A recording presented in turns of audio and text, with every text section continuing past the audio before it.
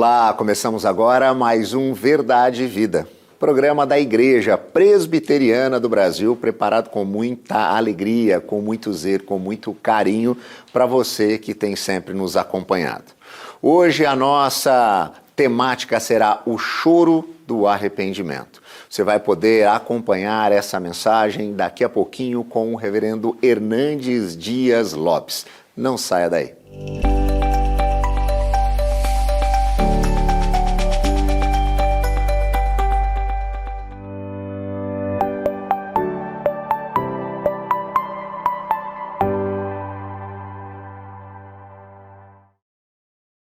Que privilégio poder compartilhar com você a preciosíssima Palavra de Deus no programa Verdade e Vida. E hoje eu quero tratar de um assunto da mais alta importância para você, para mim, para nós. O choro do arrependimento. E vamos basear esta mensagem em Oséias capítulo 12, versos 3 e 4. Vamos ouvir a leitura do texto. No ventre, pegou do calcanhar de seu irmão, no vigor da sua idade, lutou com Deus. Lutou com o anjo e prevaleceu. Chorou e lhe pediu mercê. Em Betel, achou a Deus e ali falou Deus conosco. Este texto fala de Jacó, neto de Abraão, filho de Isaque, pai das 12 tribos de Israel. Jacó é uma das figuras mais emblemáticas da Bíblia. É o nome mais repetido em toda a Bíblia. É o nome de Jacó. Ele tem uma importância fundamental na história da redenção. Jacó era neto de crente, filho de crente, mas ainda não era crente. Ele saiu de casa depois de enganar o pai e trair o irmão, aos 77 anos. Ele foi para Padã Arã, trabalhou 7 anos por Raquel, mais 7 anos pela outra esposa, porque foi enganado pelo sogro, trabalhou 14 anos, e aos 91 anos ele quer voltar quando nasce seu filho José, e ele precisa trabalhar mais 6 anos, ficando, portanto, 20 anos fora de casa. Agora volta com família, com muitos bens, aos 97 anos. José tem 6 anos de idade.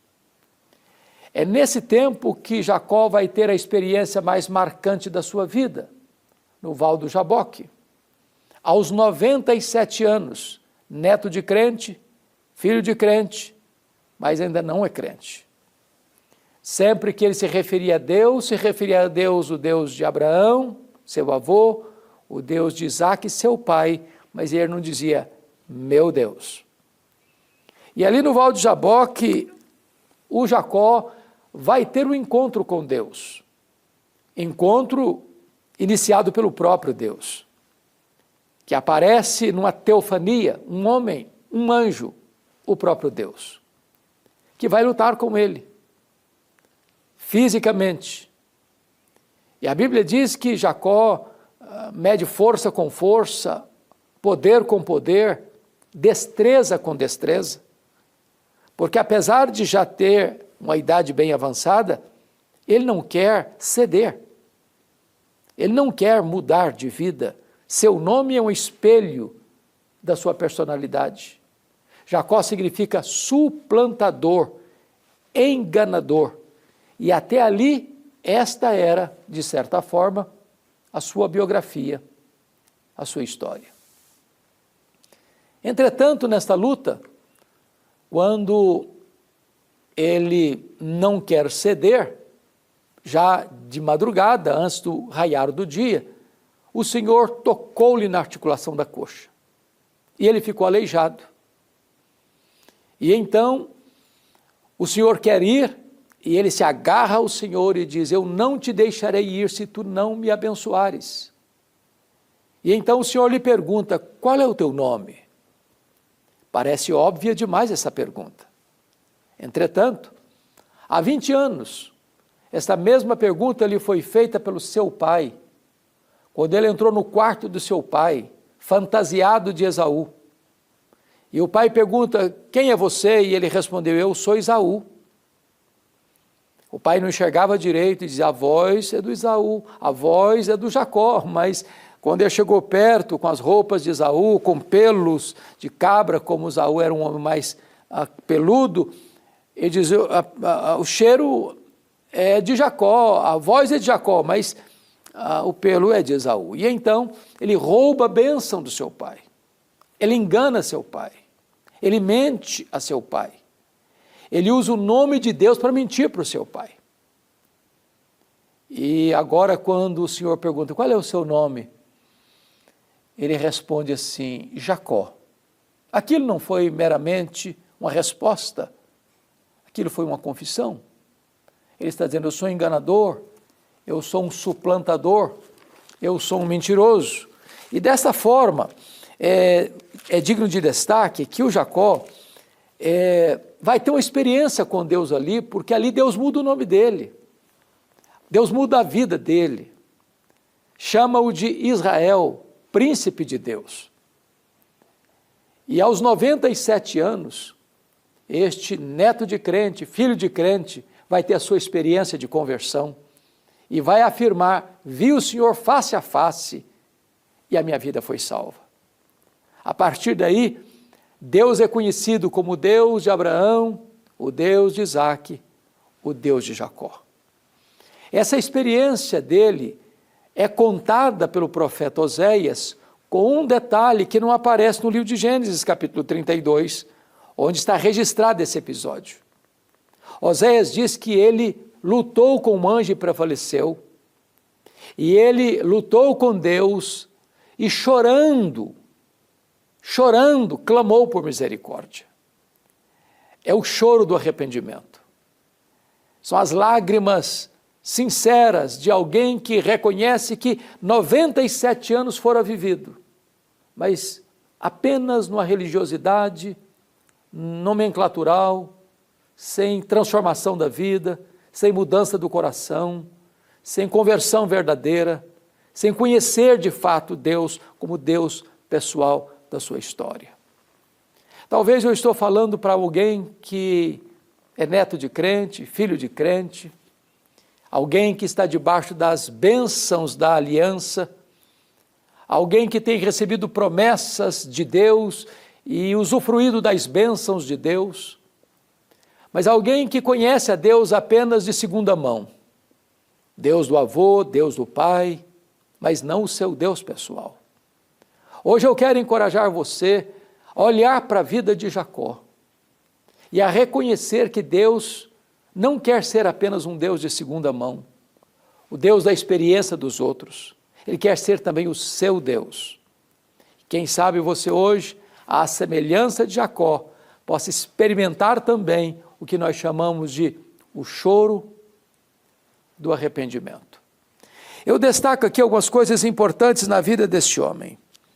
A primeira coisa é que foi o próprio Deus quem começa a luta com Jacó. A salvação é uma obra de Deus, que é começada e concluída por Deus. Não é Jacó que dá o início a essa batalha, é o próprio Deus que luta pela salvação dele. A segunda coisa é que Deus amou Jacó, diz a Bíblia, antes dele nascer. Deus escolheu não por causa de méritos dele, mas pela sublimidade da graça de Deus. É assim que também a Bíblia diz que Deus nos ama, não por nossa causa, mas apesar de nós. Terceiro lugar, Deus tomou a iniciativa para salvá-lo. É Deus quem luta com ele. É Deus quem luta até ao amanhecer com ele, porque o propósito de Deus era salvar Jacó. Mas mais, Deus dispôs a ferir Jacó para não perdê-lo eternamente. Às vezes é preciso uma medida radical. Aqueles que se recalcitram contra os aguilhões precisam talvez de uma experiência dramática, como Saulo de Tarso, lá no caminho de Damasco, e como Jacó, no Val de Jaboque. mas Deus irá às últimas consequências para não perder você. Mas ainda é muito importante que Deus não desistiu de Jacó, apesar das resistências dele. Deus foi até o fim da linha com ele, para levá-lo às lágrimas do arrependimento e para trazer a ele a bênção da salvação. Quero destacar ainda com você que agora Jacó reconhece a sua necessidade de Deus. Ele está ferido, ele está aleijado, ele perdeu a articulação da coxa, ele se sente carente e necessitado. E é isso que a graça de Deus pode operar na sua, na minha, na nossa vida, é tornar-nos conscientes de que nós carecemos da graça de Deus. Ainda mais, Jacó chorou, buscando misericórdia.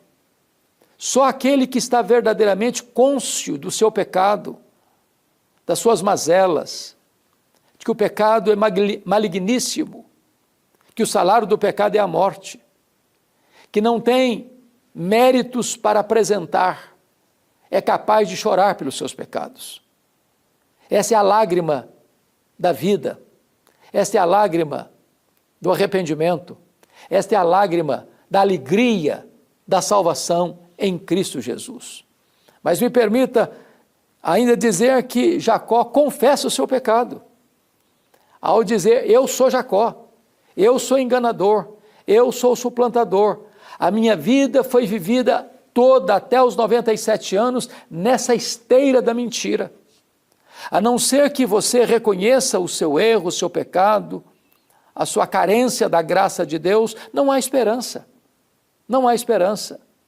Porque sem arrependimento, ninguém entra no reino de Deus. Sem novo nascimento, ninguém entra pelos portais dos céus. É necessário que se arrependa e creia para que possa alcançar a salvação. Mas finalmente, Jacó teve um encontro pessoal com Deus no Val de Jaboque e vai dizer: vi a Deus face a face e a minha vida foi salva. Não é uma questão de religiosidade, não é uma questão de rito sagrado, não é uma questão de sacrifício, não é uma questão de misticismo, sincretismo religioso, não, é uma experiência de um encontro real, profundo e pessoal com Deus, que tem um antes e tem um depois.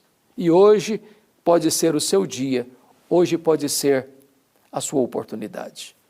Eu quero orar com você e hoje você pode tomar a mais importante decisão da sua vida, entregando-se a Jesus Cristo, o nosso Senhor.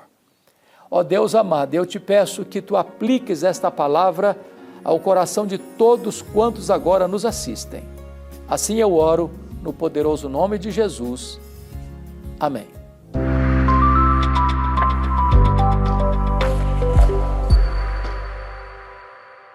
Chegamos ao final de mais um programa. Espero que, assim como eu, você tenha sido ricamente abençoado por tudo que aconteceu aqui hoje. E se você quer compartilhar essa mensagem com alguém próximo a você, é muito fácil de fazê-lo. Basta você entrar em contato conosco pelo nosso WhatsApp. O telefone está aparecendo aqui na tela. É o código de área 11 947 18 94 50.